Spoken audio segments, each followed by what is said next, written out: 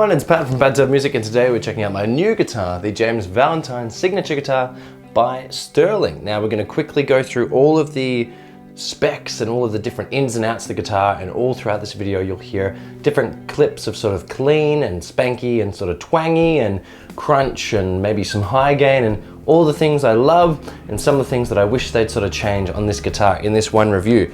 Now, if you don't want to hear my talking, you just want to check out the clips, first comment below is a video with all of the sound bites from this video, but otherwise, let's dive right on in.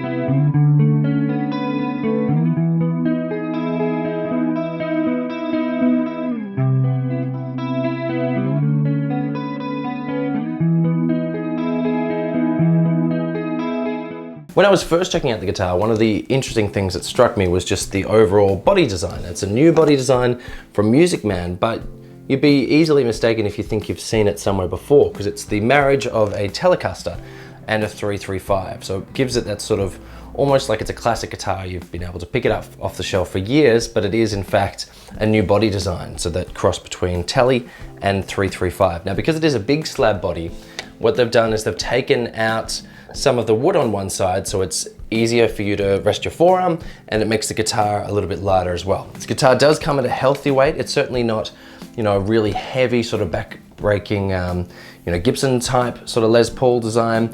It hugs the body really, really well, but it's not like a super light guitar. Like, it does feel like you're holding a really solid instrument.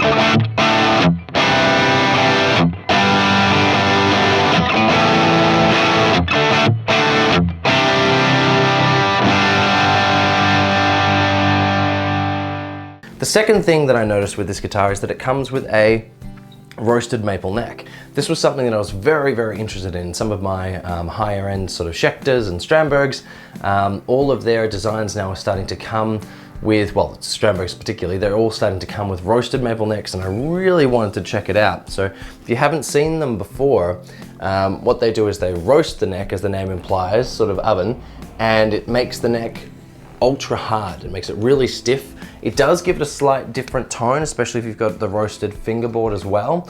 It's a cross between sort of ebony and maple and rosewood. You get some of the sort of best characteristics from all of the woods combined together. And because it's so stiff, so rigid, the best thing is it holds its tune very, very well. I've been very impressed so far.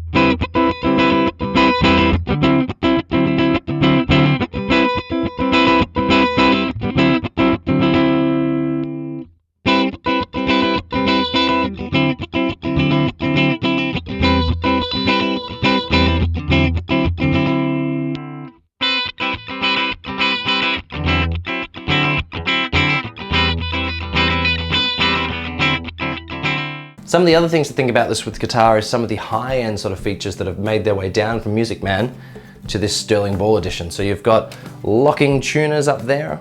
You just string them through like you would normal on this side, and then twist this to lock them off, which is great. Makes string changing really, really quick and easy.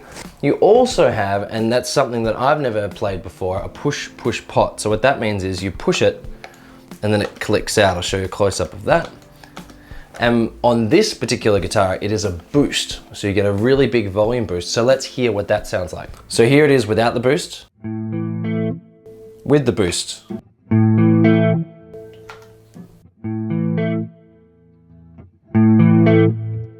Perfect for if you're on a clean sort of channel and you do want to add a little bit more of a volume boost to kick it up for solos, or if you're on more of a distorted channel, let's check that out.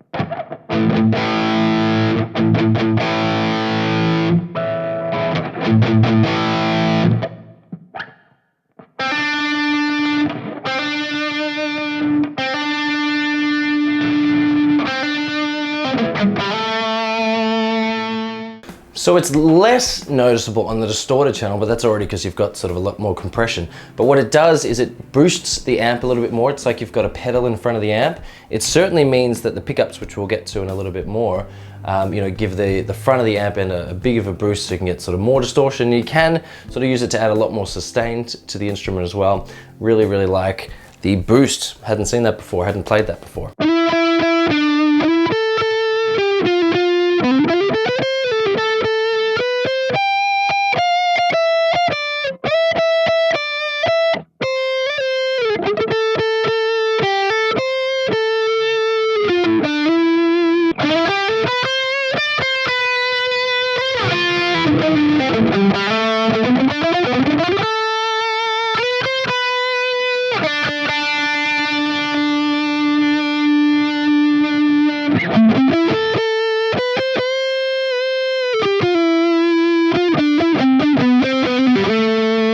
And the last thing we'll talk about with this guitar is the pickup. So you've got a humbucker in the neck, and you actually have a single coil, like a Telecaster style bridge, in the back position. Now, even though it's in a humbucker size slot, it is a single coil. The reasoning behind this is when James Valentine himself is on stage with Maroon 5, he's playing along, a lot of his sounds are sort of that classic sort of rock sound to more of a spanky sort of clean, and hopefully I've been doing this video justice with sort of clips like that throughout. But so with that sort of single coil, it means the guitar itself is not overly sort of overpowering, it still sort of cuts through the mix, and it really does give it that Telecaster vibe, which is one of the things that James Valentine really, really likes. So let's check out that back bridge now.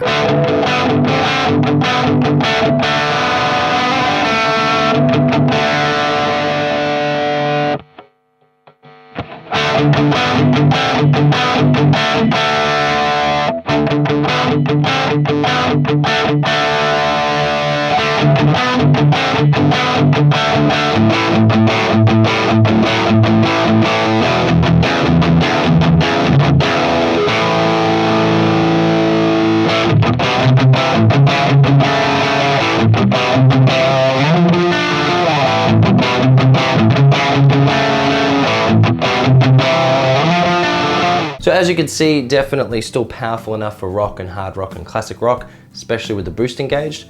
Let's check out what the neck pickup sounds, sort of clean through to distorted and some lead tones. Let's check that out.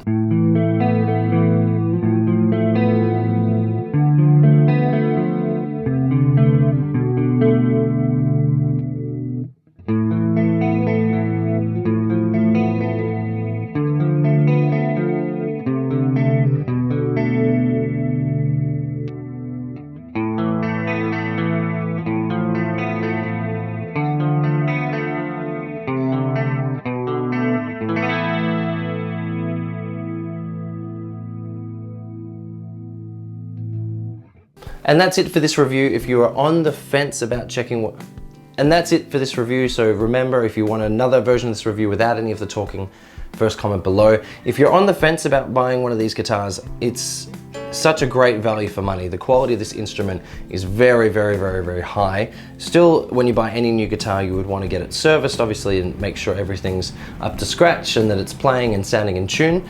But it is a terrific instrument, brilliant value for money, and I'm really, really impressed. This is the first Sterling guitar I've ever owned, and couldn't be happier with this purchase. If I was nitpicking the things that I would want to see change, but I understand in order to keep the price down, maybe that was one of the factors, was maybe a little sort of better quality sort of controls. They do feel a little bit loose and sort of flimsy. And on the back, it would be cool to see, you've got the battery compartment for the boost, but it would be cool to see if this scratch plate was recessed as opposed to sort of just sticking out so much. But that's really nitpicking. That's certainly not going to get in the way of you playing the guitar. It's not going to change the tone. That would just be if they were moving on and they did like a version 2. But otherwise, could not recommend this guitar more. Perfect for if you're a beginner, intermediate, or even advanced guitarist and you're looking for something a little bit different. But that's it. Thank you so much for watching. Do you like this sort of style guitar? Have you seen it before? Definitely leave your comments and feedback below, and I'll see you all again. Bye.